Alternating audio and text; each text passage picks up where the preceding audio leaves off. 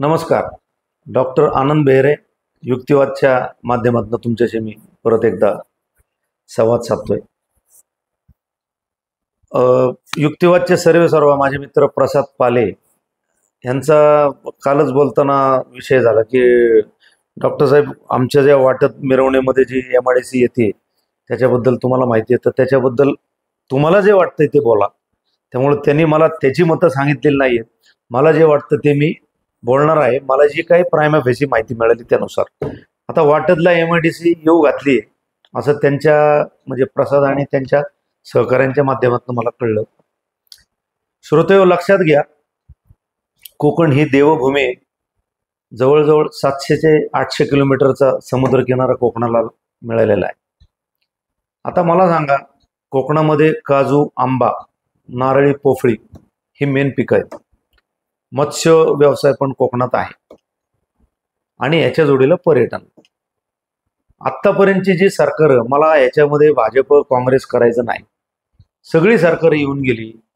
कुठला काजू प्रक्रिया उद्योग, हापूसच्या म्हणजे हा जो जागतिक कीर्तीचा आंबा आहे हापूस, त्याच्यावर प्रक्रिया उद्योग, पर्यटनाच्या वाढीच्या संदर्भात काही यांनी पावलं उचललीत. अहो, शेजारी गोवा आहे, पलीकडं केरळ आहे, तिथे अख्ख्या जगातनं त्या हाऊसबोटी आहेत समुद्रामध्ये, किंवा त्यांचा पर्यटन व्यवसाय केरळ सारख्या किंवा गोव्याचा पर्यटनावर त्यांचा सगळा GDP आहे. आपला महाराष्ट्र काय गोटे खेळतोय का? सगळ्या राज्यकर्त्यांचा अपयश आहे. आंबा, काजू ह्यावरचे प्रकल्प, पर्यटन, मत्स्याच्या संदर्भातल्या काही योजना, ह्यावरचे प्रकल्प आणायचे दिले सोडून हे प्रकल्प आणतात केमिकल, दारुगोळा तयार करणे. हे प्रकल्प काय करायचे मला सांगावं जरा. म्हणजे जे आणायचे ते राहिले बाजूला, हे भलतंच काहीतरी घेऊन येतात. आत्ता मी परवा कोकणात गेलो होतो, आत्ता मी व्हिडिओ टाकला, त्यात मी बोललो नाही. मी लोट्यावरनं गेलो, म्हणजे तामिणी उतरल्यानंतर माणगावरनं मी लोट्यावरनं पुढे हातखंबा, पाली, लांजा असं गेलो. अहो, काय तिथे हवेची क्वालिटी हो, अक्षरशः तिथं विषारी वातावरण तयार झालेलं आहे. मग ह्याला काय कुठल्या शास्त्रज्ञांची गरज नाही ना. त्या एरियात गेल्यानंतर तुम्हाला जे सफोकेशन होतं किंवा श्वासाला गुदमरल्यासारखं होतंय, किंवा हे रात्रीचं बघा किंवा दिवसा तुम्ही हवेची क्वालिटी बघा, किंवा तिथल्या तुम्ही काजू बागायतदार, आंबा बागायतदारांची भेट घ्या. त्यांचं म्हणणं बघा की तिथं कुठले रोग आलेत, आधीचं उत्पादन किती होतं, आत्ता किती उत्पादन आहे, ह्याचा काही सर्वे, ह्याचा काही व्हाईट पेपर आहे का? आता मला सांगा, वाटत मिरवणे इथे जो MIDC प्रकल्प येतोय, मला जे कळलंय त्यानुसार तिथे केमिकल कंपनीज आणि दारुगोळ्याच्या संदर्भात त्या काही गोष्टी येणार आहेत. आता ते जे जिंदालची कंपनी ऑलरेडी बोंबलतायत लोक तिथं की मत्स्य व्यवसाय बोंबलला. तिथला कलमजी ऍक्च्युली गणपतीपुळ्याला हापूस तसा नाही पाहिजे तसा, तो जो येत होता पीक ते पण बोंबललं.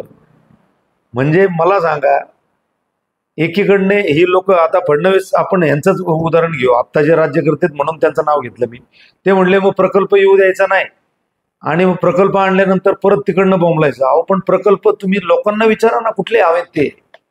उद्धव ठाकरे काय आणि फडणवीस काय, दोघांनी सुद्धा, माझी विनंती ही सगळ्यांना, सर्व राज्यकर्त्यांना, तिथल्या स्थानिक लोकांना विचारा की तुम्हाला कुठले प्रकल्प हवे. बरं, हे काय सांगतात तुम्हाला रोजगार देऊ.